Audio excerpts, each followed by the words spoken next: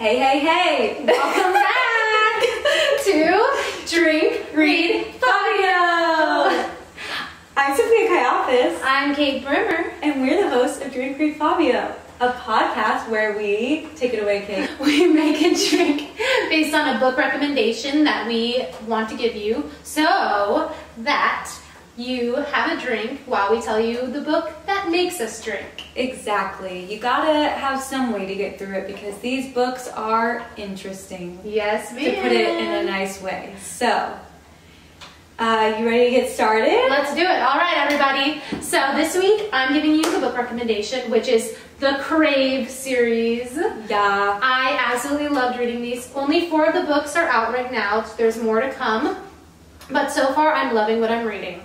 So it is basically vampires meets Hogwarts put together. So Harry Potter, Twilight in one, which is amazing. It revolves around a human girl whose parents pass away, who comes to live with her uncle, who is actually a wizard. So in this school, there's vampires, witches, dragons, werewolves. Wow. Everybody. Yeah, and vampires. Woo! Yeah. And so they all live together in this kind of like boarding school, high school situation. Okay. And she's coming in as a human. And nobody wants her there for obvious reasons because she's a human and basically her navigating this world of mythical creatures that she didn't even know existed until now, including her own cousin and uncle who are witches and warlocks. Okay. It's really awesome and it's super fun, super action filled. We get your romance, kind of a little bit of everything. You get mythical creatures, you get action, you get great crazy adventures, romance, all of the above. Yes. We love it all. And throw it all in there. Throw it all in there. And so to match the books, I'm creating a vampire's kiss drink. Ooh. I know, it's gonna be nice and red, I hope. So, I hope. I hope. We're gonna start off with our tried and true 2 ounces of vodka. Let me bring my shaker over here. Also, disclaimer, it is pouring down rain outside, so if you guys hear... It's ASMR! Yeah. ASMR rain, and we're in New York City, so here it is. Here it is. Already making a mess on the table. Woohoo. We're feeling wild today. Bless this mess. Less than that. Alright, ladies. There we go. Vodka. Nice. After our 2 ounces of vodka, we're gonna go in with strawberry liqueur. In this beautiful bottle. Yum to me. I've never had it. Go to our YouTube, check out this really beautiful bottle. Liquor bottle. And we're gonna do 2 ounces of this as well.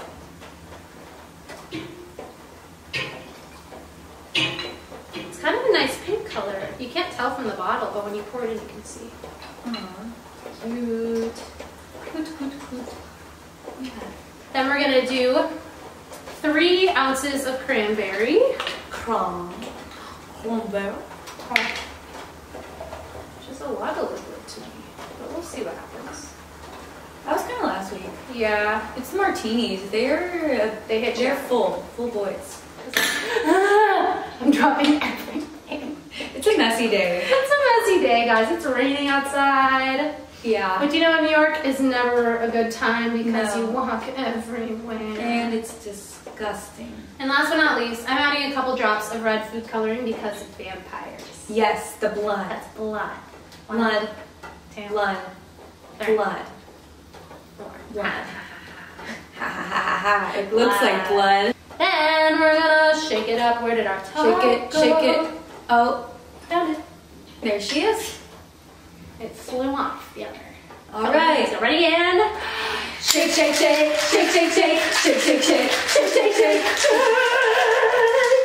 We did it. It kind of sounds like a Dora theme song. Like shake, shake, shake. Dora. All right. Yeah. We're gonna pour it in. Ooh, red. Oh yeah, that looks good. Exactly what I want. We've got 2 kind of Halloween themes this past 2 weeks. I know. Bring us to fall. Maybe for Halloween we should do a spooky themed month. That would be fun. That would be fun. Halloween in April. You heard about Christmas in July? Halloween in April. Yeah. All right. Here on Cheers. We're gonna pretend like. Okay. We're gonna bend down. We'll fist bump. We'll fist bump. Cheers. All right. Martini bend. Yes. The dog sip. I like Ooh. It's not what I expected. It kind of tastes like wine, but like. Wine? Yeah. Tastes like candy to me. Yeah, so Yeah, it's not a bad problem. that was Vampire's Kiss. I hope Amazing. You liked it. I like it. You guys pause, go make your drink, and come on back and get ready for my book. It's Here gonna we be go. interesting. Let's do it. All right, let's take an extra sip before we get into this. Okay, so Let's get in it. my book of the week, get it situated, is Bossy Grump. Who named it that? Bossy Grump by Nicole Snow. What? I don't know. Why does that remind me of Grumpy from Snow White? Yeah. I just like, It called you your name. why both these Bossy just Grump. And it's in Bossy pink. Grump. It's in pink. And then the man on the cover who's very airbrushed. Let's get into it. So our setting is Chicago. It's in present day. And we meet Paige Holly. She's the gal of the story. And she's on a date to celebrate that she got this new job as a executive assistant for this major architecture company. Mm-hmm.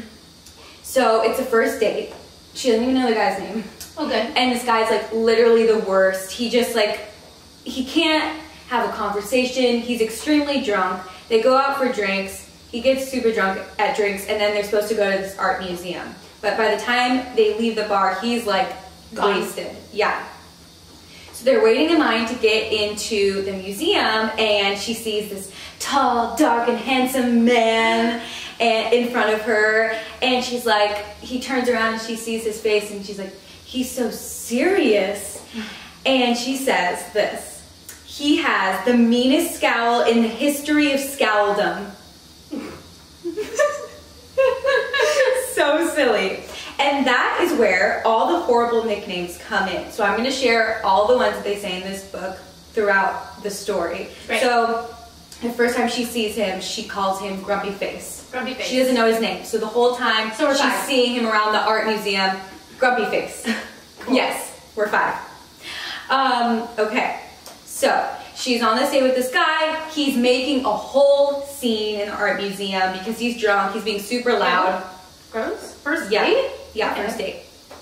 He tries to pull her into a corner and kiss her. Yeah, it's this whole thing. She pushes him away, and he keeps trying, and she stomps on his toes, Good. and then hurts her ankle. Then then King Grumpy Face, another nickname, comes to the rescue. Oh, okay. That's King nice. Grumpy Face. Chivalry. So he comes to the rescue. He tells the guy to leave. Like, you know, he's gotta go. Yeah. She's like, he comes through. He's like, do you need any help?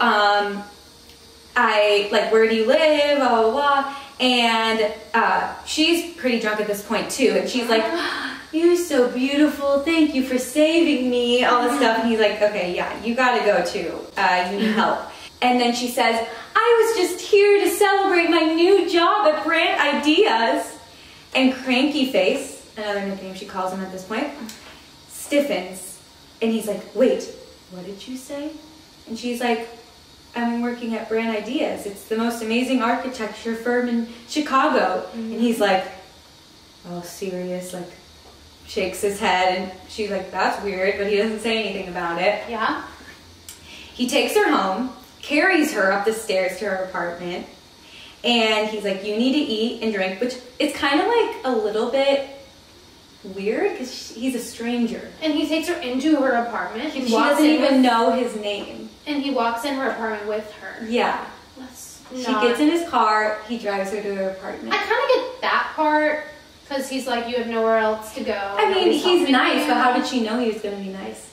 She didn't. Yeah, She's exactly. Lucky. She's so lucky. I know. He could have been a murderer. So, anyway. She's that drunk, she just lets a stranger take her home? Exactly. Girl, why are you getting that drunk in public? He's like, you're so hot. You can take me out. Okay. And she thinks she's gonna get laid. But she's too drunk, and he's like, no, you need to eat and drink water. And she calls him Bossy Pants.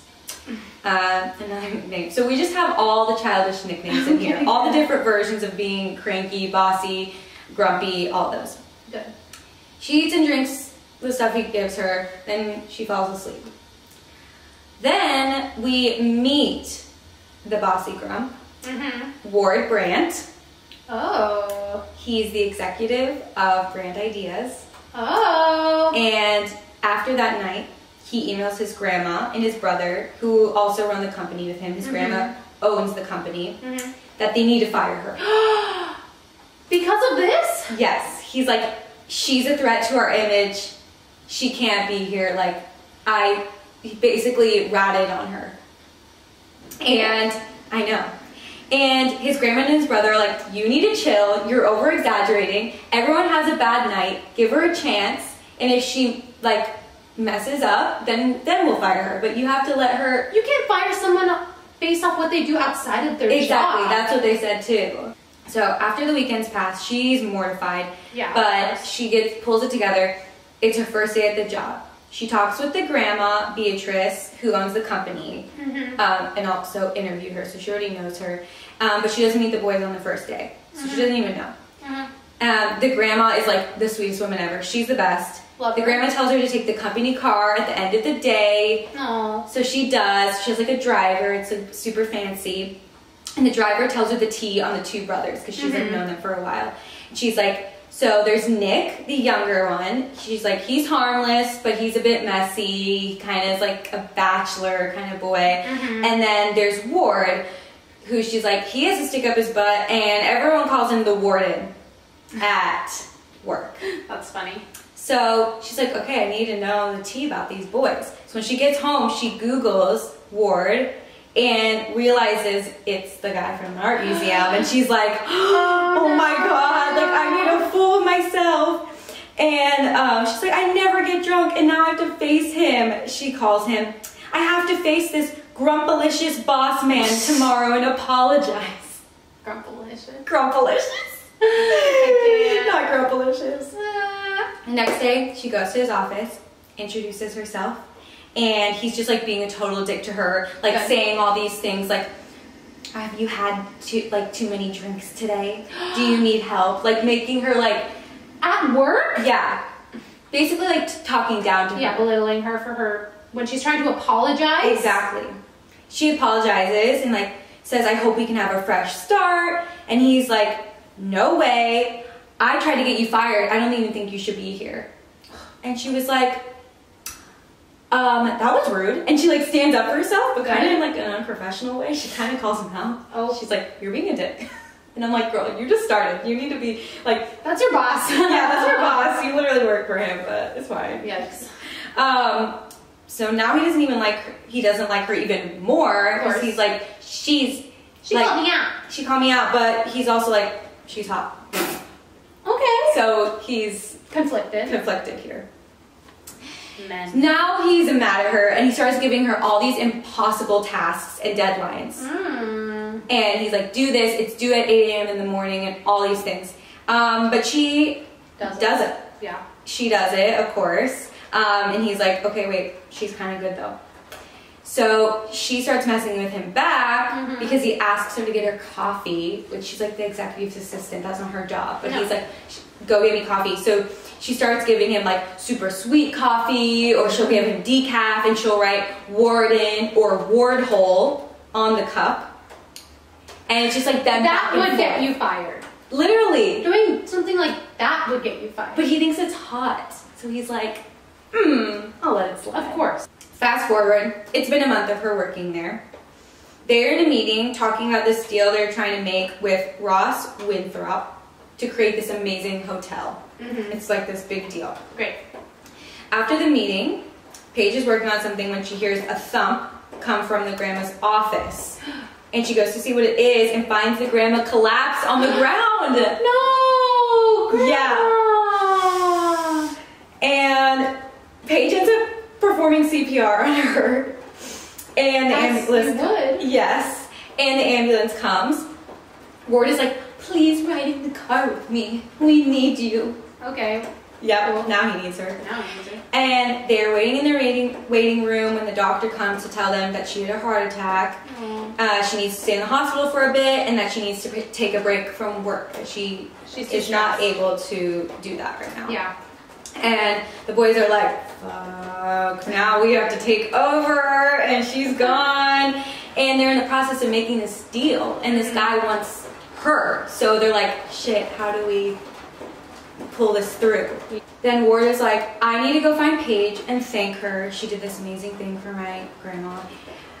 So he finds her outside the room. Then they make out.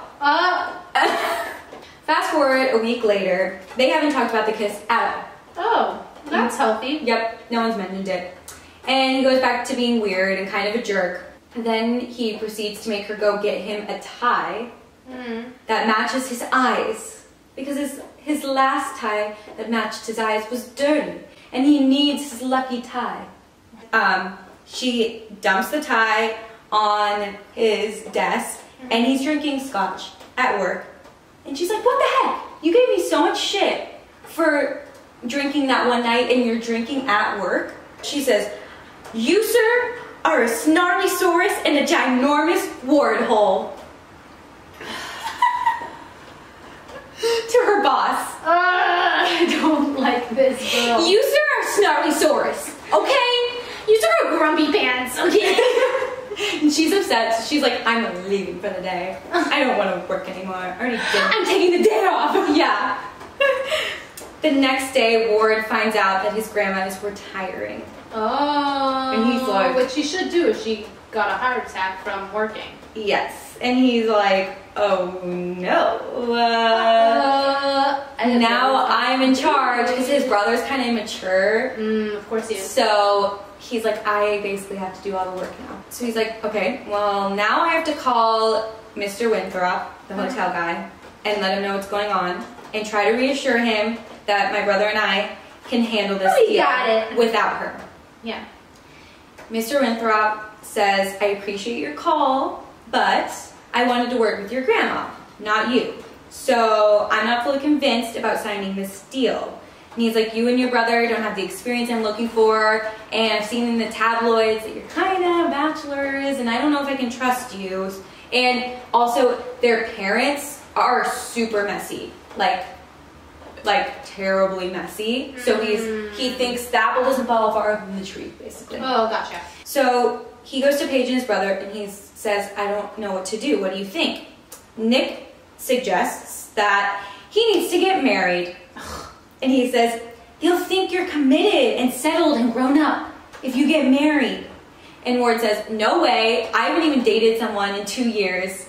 What would I even do? And Nick is like, okay, you don't have to get married, but how about you just fake an engagement? You fake the engagement, get him to sign the deal. Once he's locked in, break up the engagement. And Ward is not having it. He's like, I'm not doing this. Who would I even do it with? And Nick goes, Paige.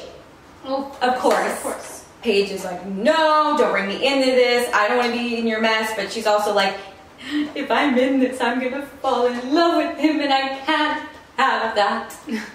So she doesn't want to do it for that reason as well. Paige walks out, calls him a bosszilla, and then he says, come into my office and talk to me. He says, I'm proposing that you help me out, and I'll increase your pay to $300,000 a year. Holy shit, I'd be like, yes. Yeah. I'd be like, I will pretend to be engaged to you. Yeah. He says, we'll be engaged for 90 days, 90-day fiance, and then we'll break up. And just get to keep my raise. He says, I'll relocate you after that to a different job, or I will put you in another like sector of the business, so you're not working under me. Signing up for that. Yep. And she says, I'm your assistant, not your toy. And he's like, please, I need someone I can trust. I can't just find anyone to do this with me. But she's scarred from her last relationship where she was cheated on and she doesn't want to be used again. Yeah. She's like, no $300 from me. No. I'm like, I get her for $300 a year, okay? $300? Yep. $300,000. I give her $300. $300 a year. After that, like after that day, he's basically begging her to do it. Every single day. Please. And he offers her $500,000 a year. $500,000. Okay. And she's still not about it. He increases it to $600,000. Girl, take it! And she's still like, no. And he's like, I will do anything. What do you want? And she says, well, I want my own art studio. I majored in art in school. I'm a sculptor. And she could do that with $600,000 and exactly. more. Exactly. And he says, well, how much would that cost to build an art studio? And she says, like $600,000 or $700,000. And he says, it's yours, and I'll give you $1 million. Okay, yep, sign up. Yep, okay. And they argue back and forth. She's like, okay, that, and I'm buying your coffees or whatever. And they go back and forth. They finalize it on, he says, $1.5 million. $1.5 million to date her. To date him. For 90 days! Be engaged to him for 90 days. $1.5 million. She'd be set for life. That's $500,000 a month. Yeah. She still says, I don't know, I need to think about it. And plus an art studio? Yeah. And he built her the art studio. That's over $2 million. Yep. Girl, take the deal. What are you doing? She's like, she talks to her friend about it, and her friend is like, girl, what the fuck? Do it. Take it. Are you kidding me? So Paige texts Ward that she wants to talk to him. He says, come to my house, or not his house, his mansion. And he's like, I'll have my driver pick you up. Great. So she gets in the car, and goes to talk to him. He's like, here's the contract. You'll need to move in with me, but my penthouse is so huge, you won't even have to see me if you don't want to. Of course. It'll be 90 days, and then we will break up on your terms, and I'll build you the art studio, give you all the supplies. Great. Plus the $1.5 million. She ends up agreeing. Great. Signs the contract. Then he gives her a ring, of course, and says, we're going to your house right now to pick up your things, and we're moving you, and you're coming to stay with me tonight. She's like, whoa, whoa, whoa, already? And he's like, we need to start right away. She did sign it. Yep. And she says, okay, we need to think this through. How do we tell people, like, if they ask how we met? And this is what the conversation looks like. He's like, okay, you're a girl who can't handle her alcohol and almost knocked me down trying to escape an overgrown worm, so I took her home. And she says, when you help a woman, you're not supposed to mention it again. Try being a gentleman. He says, when that woman happens to be wearing my ring, the rules are different. She marches up to me and kicks me in the shin. I barely feel it. I'm wearing your ring, so the rules are different. All right? How do you like them now? Swiftly, I lean down and kiss her on the cheek. You're wearing my ring, so I can do that too. I'm clearly enjoying the new rules as well as you. It's going to be a long 90 days, she whines. Dear girl, you have no idea. Oh my gosh. I was like, oh my gosh, this is too much. So at work, everyone's happy for them. Paige tells her parents and her friend the truth, and they have to sign an NDA because she didn't want to lie to them. Now she lives with him, and they're starting to bond and become friends, and they're flirting and all that, but they're not doing anything. Okay. They're just hanging out and they're having fun. Good. So one night they have an arts fundraiser gala at the art museum, very fancy, with all these rich people. Paige's ex, who cheated on her, is there. Good. He starts talking to her. She's like, fuck you, leave me alone. Ward swoops in and is like, hey, this is my fiance. and tries to make him jealous. And then they just start fully making out in front of him. Whoa. And in front of everyone at the gala. Okay. Like just going at it. Great. Okay. And so it's just awkward, and he's like, okay, well, I will be leaving then. That night, they go home. They order pizza. Pizza. And she comes out in these PJs. And there's a loud knock at the door. That's the food. I'll get it. I'm starving. No, you won't. What? Why? Because I can see through that pink shirt and nobody will mind my technical beauty. I look down. Crap. I dread finding out if my shirt really is see-through. My nipples are definitely visible. Frantic, I look around for something to save me. A hoodie. He says, looks better on you than it does me, but I preferred you wearing one layer truthfully. Why is she wearing a see-through shirt? I guess she didn't know, but I'm like, how did you not know? How did you not know? Okay, girl.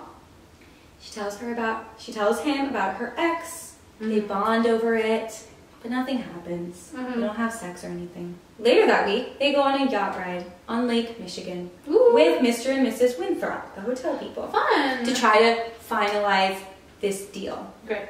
Mr. Winthrop says, I was quick to judge, but seeing you with Paige proves that you are nothing like your parents. Yes, finding a girl makes you trustworthy. Yeah. You're settling down. I can trust you. What? Yep, I don't know. He says, I'm ready to move forward with the deal. Okay. Then everything's great. He's like, I'll send you the contract later. Then Paige and Ward are on the upper deck alone. They're like celebrating. And then they start making out like for real this time. It's not just like to fool everybody. Yes. After that, they go home. Then they have sex. Woo! Multiple times. Whoa! And apparently... They hit the ground running. They go for it. And apparently, he makes her finish 12 times. And one day, I was like, that's not real. No. 12. Okay. She's like, I'm floating. And after this, she says she's never finished by a man in her life. Of course. But this one man Can make her come 12 times. Yeah. This one man, This is what gives men false, thoughts. Yeah. This is what ruins it for the rest of us. Exactly. Or things like this. Anyway. After that night, everything is really great. They're getting along. He's super sweet to her. And it tells her all the tea about his parents, finally, because she never knew. He wouldn't tell her. One night, he even sets up this super cute date. And I'm going to tell you what he does, because it's really cute. Aww. I was actually like, okay. Okay, sir, that's nice. This was really nice. A table against the wall holds a tower of Italian appetizers, a bottle of sweet red wine, and chocolate-dipped strawberries. He goes to her apartment, gets her kiln, for sculpting. Aw, yeah. Her kiln is a sculpting wheel and a bowl of clay are at one end, with 2 place settings and a candelabra at the other. She's like, you did this all for me? And he's like, I did it for myself. Tonight is the night my fiance's teaching me to sculpt. Aww. Isn't that cute? That's really cute. I was like, he sets up this whole ghost. romantic evening. Yeah, I know, ghost. Then we find out Mr. Winthrop gets this anonymous package saying that the engagement is fake. Someone's telling him it's fake. Someone knew. But Mr. Winthrop just goes, I don't believe it. I see you guys together. I know it's true love. Of course. And so now in her mind she's like, is it real? Yeah, exactly. She freaks out. Ward is pissed. Paige tries to console him and says this to the reader. There's an I love you trapped in my throat, but I don't let it out even if it's true. I'm determined now. I won't say it first, even if the only ward hole I'm worried about now is the ward hole he's left in my heart. That hurts. That line just... That hurts me. Ooh. That's bad. That's really bad. That made me cringe so hard. The word hole in my heart. So I couldn't say I love you. Yep. That night, Nick, the brother, comes to the apartment super drunk. He's like, I'm so sorry, I didn't mean to. And they're like, whoa, whoa, whoa, what happened? Ward pulls him out onto the balcony. He's like, we need to talk alone. I need to talk to my brother alone, without Paige. Yeah.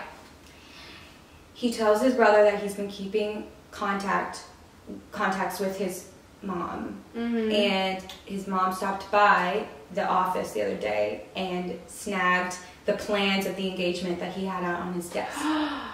The mom ratted him out? Yeah, and sent the package to Mr. Winthrop. All about money. Yep. Ward is upset, but he's not mad at his brother. And Nick says, well, it's a good thing you actually fell for her, so it isn't fake anymore, and it's actually truth. Okay. Just calls him out right there. Yeah, because obviously they're getting along so well, everyone sees it, so he's like, when are you going to propose for real? And Ward gets pissed. Of course. And he's all mad because he's a stupid boy and he can't talk about his real feelings. So then he starts being a jerk. He's like, I'm not the marrying type. I would never marry Paige in a million years. Did she hear this? Of course. He said, I'd have to actually love her first. And she's obsessed with me. Like, did you see her do this the other day? And Nick sees Paige outside and is like, stop talking. And they find out that she's there listening. And she's heartbroken. That's rough.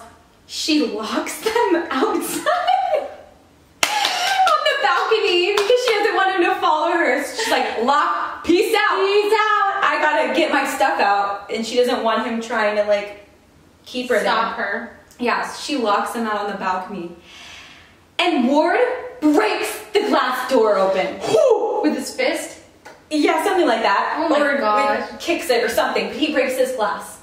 Break this door down! Let me break this door because I'm a strong man! He catches up to her, but he still doesn't say his true feelings. He just says, I'm sorry, I didn't mean that. I'm sorry you heard that. You're a great person and great to work with. I hate him. But doesn't actually say like, I love you, I care about you, I want to date you, nothing like that. He took her on a date. Yep. He does all this stuff for her and then he says, you're great to work with, you're a great person. And he says, I'll still pay you. I hate him. And she's like, I don't care about that anymore. Like, just leave me alone. I never want to see you again. Understandable. Ward ends up emailing Mr. Winthrop and tells him the truth about the engagement, that it was fake. And to get him to trust them and sign the deal. But the bigger truth is the feelings became real. And he says, how could I not fall in love with her? And apologizes and says that he's failed him, but also that he failed Paige. That he would do anything to get her back. Paige goes to the art museum to clear her head after this week of heartbreak, and Beatrice, the grandma, is there. They talk about the breakup, and Beatrice tells her about the letter that Ward sent to Mr. Winthrop, and she's like, he still loves you. He does love you. And she's like, I have to go. He goes to the office. Ward is there and apologizes to her and tells her he's in love with her. He was like, I was just trying to protect you from my family because my last relationship, I was engaged, and it ended because of my family. Then he offers her a new position at Brand Ideas as the creative ambassador, so that she's not working under him, and she's her own thing. And then he says, I want you to teach sculpting classes. Aw, that's cute. And you're going to set it all up for you. Very cute. So he says, come home to me. And she says, you really hurt me. I need to know you're committed to me, and set that boundary for now. And I was like, okay, go off, queen. And then a couple months later, he proposes for real, and then they get married weeks later. So, that didn't last long. She was like, I forgive you. She's like, boundary set. Okay, we're gonna get married. Okay, let's get married. Yep. Okay, cool. Then they get married at the art museum, which is really cute. That's cute. Where they met. Years later, she's pregnant. Of course. She created this whole sculpture garden for the art museum. Good. It's basically the story of Beauty and the Beast. Told through sculptures. But with her. But the Beast looks like Ward. He like has his eye color and stuff. And wears dress pants and a tie. This guy from the MoMA says he wants to buy her whole collection and display it at the MoMA for $10 million. Okay. A year later, they're at the exhibit at the MoMA with their son, Junior Ward Godfrey Brent. No. Yep. They named it after him. So, that's the end. Wow. That What is a tale. Bossy Grump. And then I have Bossy some Grump. sexy quotes for you to read. Love it.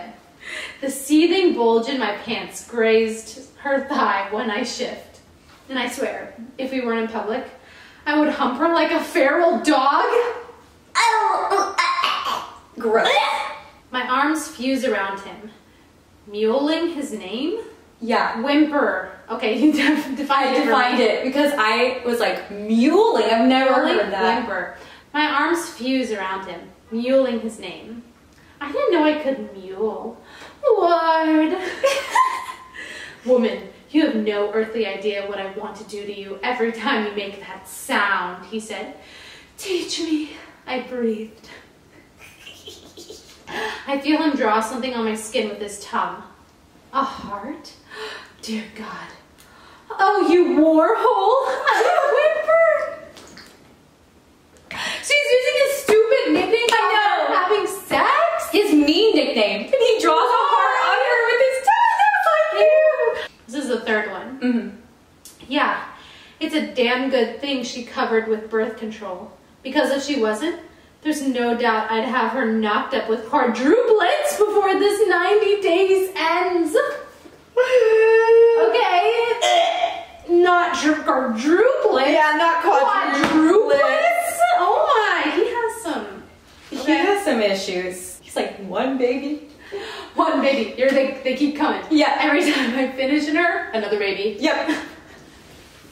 Yeah, I'm like, sir, that's not really how it works, but okay. All right, sir. Well, amazing. Nicole. Yes, and that is Bossy Grump. Bossy Grump. Yes. All right, so we're gonna rate it. Well, I'm gonna rate it. Do you want to tell us our rating system? Yes, for sure. All right, so this is how we rate our books. From a scale of 1 to 5, aka the nicest being slightly buzzed to blackout. So we have slightly buzzed, tipsy, drunk, stumbling, blackout. Mm-hmm. Mm-hmm. And this is how drunk you would need to be to actually genuinely enjoy this book. So, if we just took out some of these cringy lines and the cringy nicknames, it really wasn't that bad, honestly.